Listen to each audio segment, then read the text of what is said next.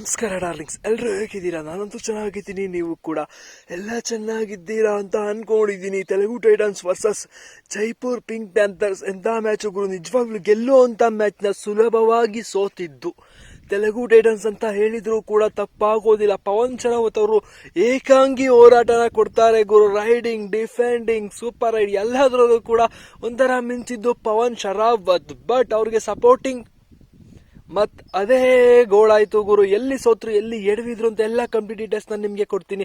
ಅದಕ್ಕೂ ಮುಂಚೆ ನಮ್ಮ ಚಾನಲ್ಗೆ ನೀವಿನ್ನು ಸಬ್ಸ್ಕ್ರೈಬ್ ಆಗಿಲ್ಲ ಅಂದರೆ ಬೇಗ ಸಬ್ಸ್ಕ್ರೈಬ್ ಆಗಿಬಿಡಿ. ಪಕ್ಕದಲ್ಲೇ ಇರುವಂಥ ಬೆಲ್ ಐಕನ್ ಒತ್ಬಿಟ್ಟು ಹಾಲಂತ ಸೆಲೆಕ್ಷನ್ ಮಾಡಿಬಿಟ್ಟು ಈ ವಿಡಿಯೋಗೆ ಒಂದು ಲೈಕ್ಸ್ ಮಾಡಿಬಿಡಿ. ಸೊ ಮಾಡಿದ್ರ ಬನ್ನಿ ಒಳಗಡೆ ವಿಚಾರಕ್ಕೆ ಹೊರಟು ಬಿಡೋಣ. ಮತ್ತೆ ಯಾಕೆ ತಡ ಮಾಡೋದು. So Pawan Sehrawat versus Jaipur Pink Panthers ತಂಡ ಅಂತಾನೆ ಹೇಳ್ಬೋದು. ಆ ಕಡೆಯಿಂದ ಜೈಪುರ್ ಪಿಂಕ್ ಪ್ಯಾಂಥರ್ಸ್ ತಂಡದ ಪರವಾಗಿ ಅರ್ಜುನ್ ದೇಶ್ವಾಲ್ ತಮ್ಮ ಅರ್ಜುನನ ಬಾಣಗಳು ಬಿಟ್ಟ ರೀತಿನೇ ಪಾಯಿಂಟ್ಸ್ಗಳನ್ನ ಗಳಿಸ್ಕೊಂಡು ಹೋಗ್ತಿದ್ರು. 16 ಪಾಯಿಂಟ್ಗಳನ್ನ ಈ ಮ್ಯಾಚ್ನಲ್ಲಿ ಗಳಿಸಿದ್ದು ಅರ್ಜುನ್ ದೇಶ್ವಾಲ್.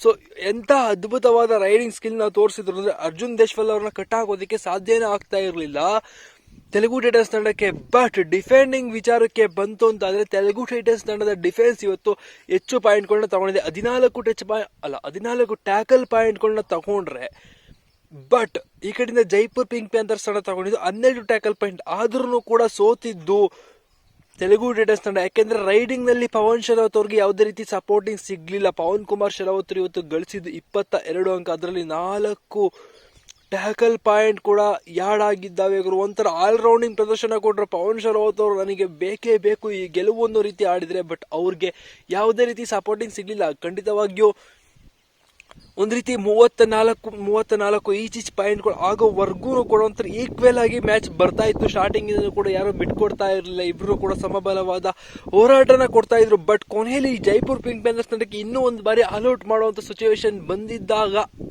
ಎಲ್ಲೋ ಒಂದ್ ಕಡೆ ಯಾಮಾರ್ಬಿಟ್ರು ಗುರು. ಅದು ಹೋಗಿ ಸುನೀಲ್ ಕುಮಾರ್ ಡಿಫೆಂಡರ್ಗೆ ಪಾಯಿಂಟ್ಗಳನ್ನ ಕೊಟ್ರು ಗುರು. ಅದು ಕೂಡ ಸೂಪರ್ ರೈಡ್ ಮಾಡೋದಕ್ಕೆ ಬಿಟ್ರು. ಆ ಬೋನಸ್ ಅಂಕದ ಜೊತೆಗೆ 2 ಟಚ್ ಪಾಯಿಂಟ್ ಬೇರೆ. ಯಪ್ಪ, ಅಷ್ಟೊಂದು ಕಳಪೆಯಾಗಿ ಡಿಫೆನ್ಸ್ ನ ಕೊನೆಯಲ್ಲಿ ತೋರಿಸಿದ ಕಾರಣನೇ ಸೋತಿದ್ದಕ್ಕೆ ಕಾರಣ. ಅದು ಅಲ್ಲದೆ ಪವನ್ ಶರಾವತ್ ಅವರು ಸೂಪರ್ ಟ್ಯಾಕಲ್ ನಲ್ಲಿ ಹೋಗ್ಬಿಟ್ಟು ಒಂದು ಬಾರಿ ಸೂಪರ್ ಟ್ಯಾಕಲ್ ಬೇರೆ ಆಗೋಗ್ತಾರೆ. ಏನೇನ್ ಮಾಡ್ತಾ ಇದ್ದಾರೆ ಅಂತಾನೆ ಗೊತ್ತಾಗ್ಲೇ ಇಲ್ಲ ಗುರು. ತೆಲುಗು ಟೈಟನ್ಸ್ ತಂಡ ಅವರು ಕಣ್ಣು ಮುಚ್ಚಿ ಕಣ್ಣು ಬಿಡೋ ಅಷ್ಟರಲ್ಲಿ ಈ ಮ್ಯಾಚ್ ನ ಸೋತೋಗಿದ್ರು. ಅದಲ್ಲದೆ ತೆಲುಗು ಟೈಟನ್ಸ್ ತಂಡದ ಪರವಾಗಿ ಮಿಂದೋರ್ನಿ ಅವರು ಐಫೈನ ಗೆಲ್ಲಿಸ್ಕೊಂಡ್ರೆ,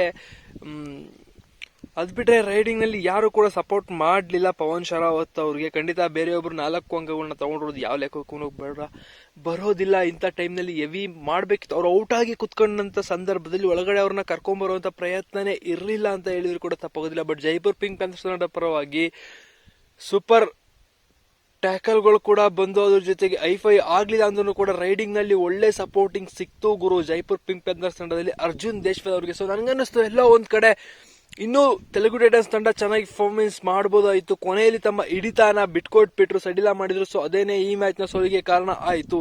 ಸೊ ನಿಮ್ಗೆ ಅನಿಸುತ್ತೆ ಪವನ್ ಶರಾವತ್ ಅವರಿಗೆ ಯಾವ ರೀತಿಯ ಸಪೋರ್ಟ್ ಬೇಕಾಗಿತ್ತು? ಕಮೆಂಟ್ಸ್ ನಲ್ಲಿ ಕಮೆಂಟ್ ಮಾಡಿ ಎಕ್ಸೆಪ್ಟೆಡ್ ಕಾಯ್ತಾ ಇರಿ. ಅದಕ್ಕೂ ಮುಂಚೆ ನಮ್ಮ ಅಕೌಂಟ್ಗೆ ನೀವು ಇನ್ನೂ ಫಾಲೋ ಮಾಡ್ಕೊಂಡಿಲ್ಲ ಅಂದ್ರೆ ಬೇಗ ಫಾಲೋ ಮಾಡ್ಕೊಂಬಿಡಿ. ಅಲ್ಲಿವರೆಗೂ tata, bye bye, see you.